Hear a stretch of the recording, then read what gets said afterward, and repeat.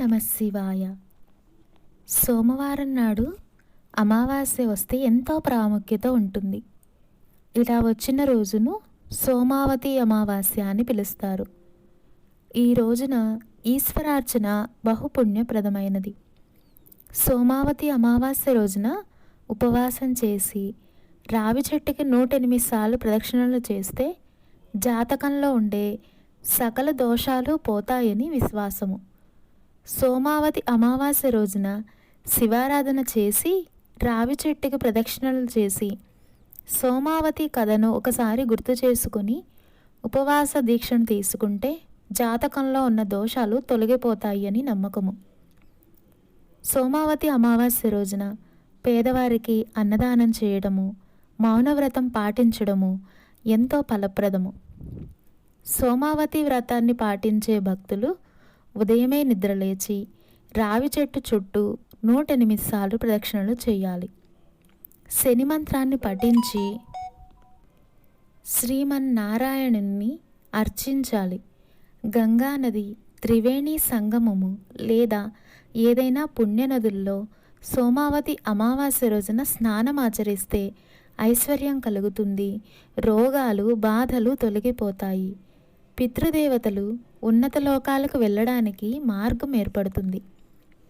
వేదవ్యాస మహర్షి చెప్పిన దాని ప్రకారము సోమావతి అమావాస్య నాడు పేదవారికి గుప్తదానం చేసి పుణ్యనదుల్లో స్నానం ఆచరించిన వారికి 1000 గోవులు దానం చేసిన పుణ్యఫలం లభిస్తుంది.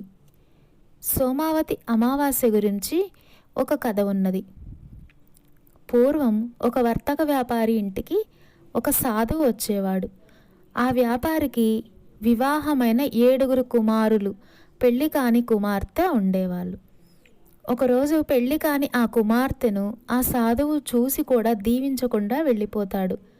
దీనికి వారు చాలా బాధపడి దీని గురించి అడగటానికి ఒక పురోహితుడి దగ్గరికి వెళ్ళి తమ కుమార్తె జాతకాన్ని చూపిస్తుంది వర్తకుని భార్య. అది చూసి పురోహితుడు ఆమె పెళ్ళైన వెంటనే భర్త చనిపోతాడు అని చెప్పగా దానికి వారు చాలా బాధపడి దానికి పరిష్కారం ఏమిటి అని అడుగుతారు. అప్పుడు పురోహితుడు సింఘాల్ ప్రాంతానికి వెళ్ళి అక్కడ చాకలి స్త్రీ కుంకుమని అడిగి తీసుకొని నుదుటిన పెట్టుకుంటే దోషం పోతుంది అని చెప్తారు. మర్నాడు వ్యాపారి కుమారులో చిన్నవాడు తన తల్లి ఆజ్ఞ మీద తన సోదరితో కలిసి వెళ్తాడు. వీరు వెళ్తూ ఉండగా మార్గమధ్యంలో ఒక నది దాటవలసి వస్తుంది. నది ఎలా దాటాలా అని ఆలోచిస్తూ ఆ చెట్టు క్రింద విశ్రాంతి తీసుకుంటారు. ఆ చెట్టు పైన ఒక రాబందు గూడు కట్టుకొని ఉంటుంది. ఆ రాబందుల జంట లేని సమయంలో ఒక పాము వచ్చి రాబందు పిల్లలను తినటం జరుగుతూ ఉంటుంది. ఈసారి కూడా అలాగే పాము ప్రయత్నించడం చూసిన ఆ అమ్మాయి పామును చంపేస్తుంది. దీనికి ఆ రాబందుల జంట తన పిల్లలను కాపాడినందుకు వారికి ఆ నదిని దాటడానికి సహాయం చేస్తుంది. వీరు ఆ నది దాటి ఆ చాకలి స్త్రీ ఇంటికి వెళ్ళి కొన్ని నెలలు ఆమెకు సేవ చేయగా ఈ సోమావతి అమావాస్య రోజున ఈ కన్య నుదుటన చాకలి స్త్రీ కుంకుమ దిద్దుతుంది. ఆమె వెంటనే రావి చెట్టు దగ్గరకు వెళ్ళి 108 ప్రదక్షిణాలు చేస్తుంది. అంతటితో ఆమె జాతక దోషం తొలగిపోతుంది. ఇది సోమావతి అమావాస్య కథ. అంతేకాకుండా పితృదేవతలకు ఈ రోజున పిండ ప్రదానం చేస్తే సంతృప్తి చెందుతారని, తద్వారా మనకు మంచి చేస్తారని విశ్వాసము.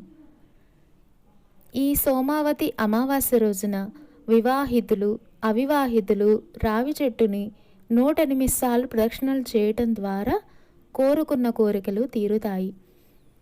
ఆ రోజున శ్రీ మహాలక్ష్మి సమేత శ్రీమన్నారాయణుని, పార్వతీ పరమేశ్వరులను, పితృదేవతలను పూజించాలి, మంచి పనులు చేయాలి, మౌనం పాటించాలి అని ఈ సోమావతి అమావాస్య విశేషాలను చెప్పబడి ఉన్నాయి.